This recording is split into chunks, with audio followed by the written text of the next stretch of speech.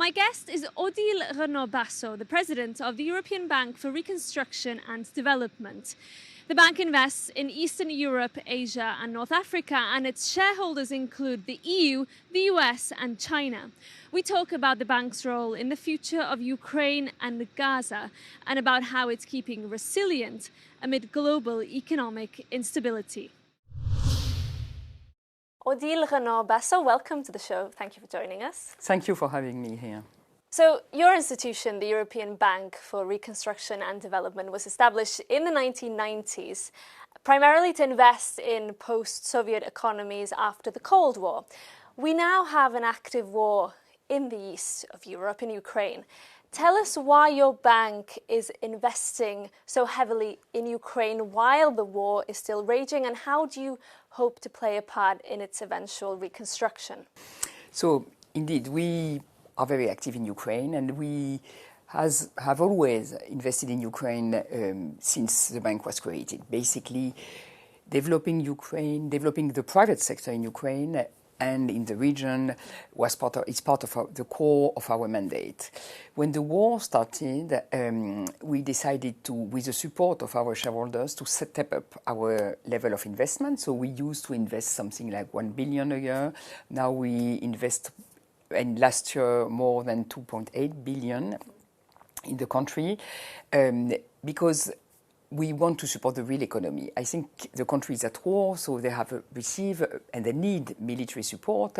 They also need budget support to keep the state, the government functioning, being able to pay civil servants, the pension and so forth. But what they also need is support for the real economy, which is what we are doing. It means, for example, supporting the infrastructure. There have been, since the beginning of the war, and it's even increasing now, some attacks from Russia on key infrastructure, such as energy infrastructure, gas production, transport, railway system. And we've been investing to repair very quickly, as quickly as possible, this infrastructure, develop a more decentralized energy system, repair roads, develop railway, because this is key for the economy to continue to function. So all this is very important to keep the economy going. It generates tax revenues, it creates jobs, and so this is a way to help Ukraine sustaining the war. On that question of the energy infrastructure you mentioned, it is being pounded by Russian drone and missile attacks, yet you continue to invest. Ukraine is now facing its fourth winter since the war broke out. Is that infrastructure ready for another winter, in your opinion? I think the infrastructure, it cannot never be completely protected. So Ukraine has been extremely effective in repairing very quickly key infrastructure in the network, building shelters to protect some of the infrastructure so that they cannot be targeted. They are protected against target.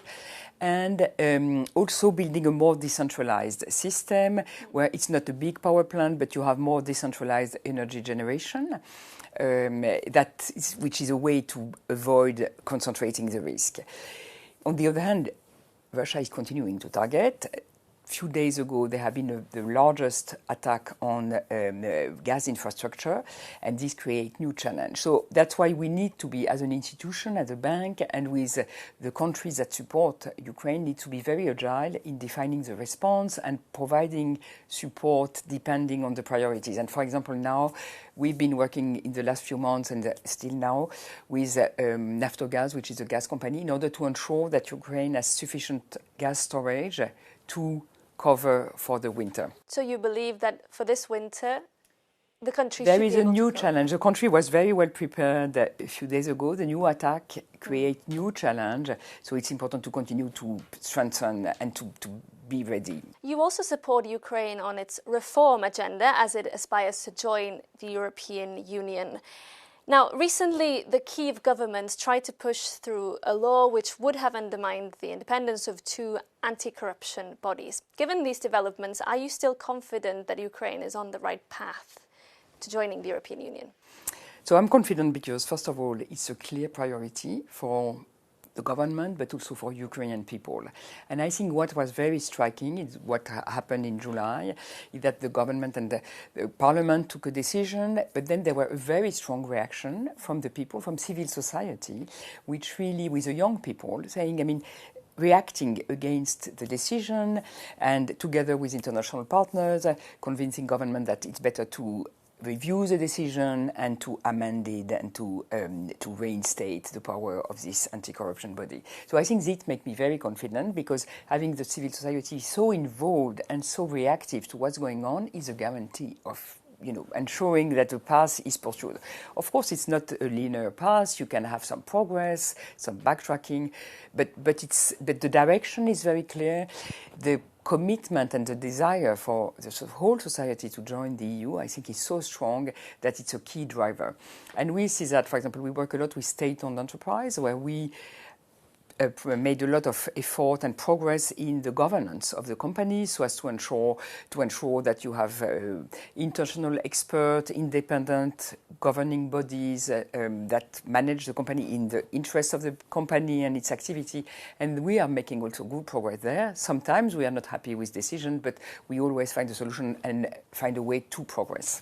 In the event of a ceasefire and perhaps even a lasting peace in Ukraine, how do you see the role of the bank evolving in that scenario? And also, can you foresee any situation where you would return to invest in Russia and Belarus? So in the case of, hopefully we will come soon to reconstruction and with a ceasefire and hopefully a real peace agreement, because I think for real reconstruction, having a clear visibility, uncertainty that the war will not start again is important. If you still have, you remember that Ukraine was in a war since 2014, and this is not very conducive for investment and development. It was, so hopefully this will be the situation. Then we will step up our investment, and I think our plan is to invest at least 3 billion euros per year, and we will have, there will be a lot of different challenges, and we already put in place, with the support of the EU and in connection with the IB, and a project preparation facility, so that it's up and running and can be very quick when the conditions are better. But it's already helpful already now. And on Russia? I don't see, for the time being, we have suspended, any investment and financial relationship with Russia and Belarus. And I don't see the current circumstances allowing us to start again.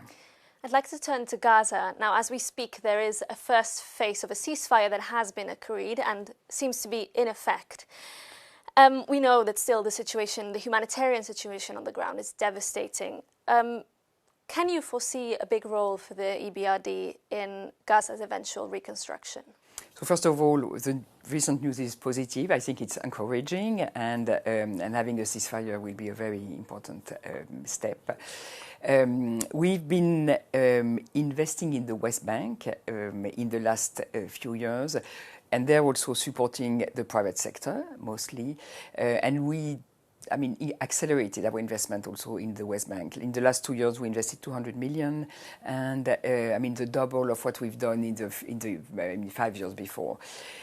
And investing in the banks, which are really key to keep the economy going, to give access to funding for SMEs, supporting some manufacturing plants in the West Bank. Of course, the needs for reconstruction in Gaza will be huge, and EBRD stands ready. We have a private sector focus, so I think our role would be more to try to bring, when times come and when circumstances allow, to bring private sector or to support financing the private sector in Gaza. But I think that the starting point will be really humanitarian and basic infrastructure reconstruction, but we will be ready when it's possible. If that basic reconstruction does proceed, do you foresee that then the bank could step in and play a role quite soon? I think, yes, we could help, bring, as I was saying, also, if possible, bringing private investors to develop infrastructure, to rebuild hospitals, to address the needs. So, but it really very much depends. Today it looks like still quite far away, but of course it will really depend on the political conditions, and there will be a lot of, I think, all the international community will need to be mobilized for this reconstruction. Finally, I'd like to ask you about how President Trump particularly is embracing quite protectionist policies, slashing development aid. He's also made his disdain for multilateralism quite clear. Is this an existential threat for the BRD?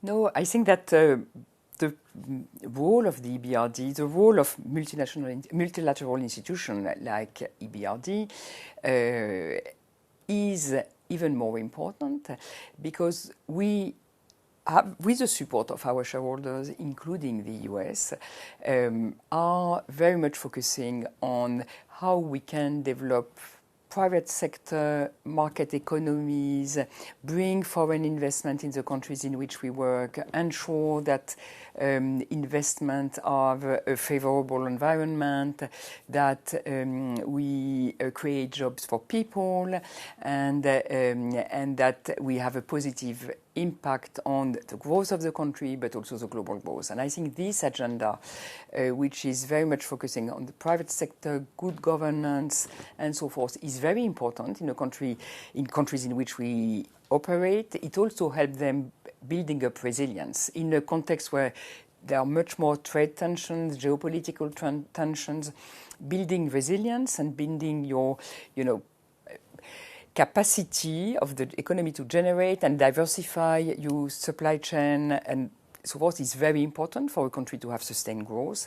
And I think this is an agenda which is even more important than before. So I think that we have not under threat. On the contrary, our role is even more important.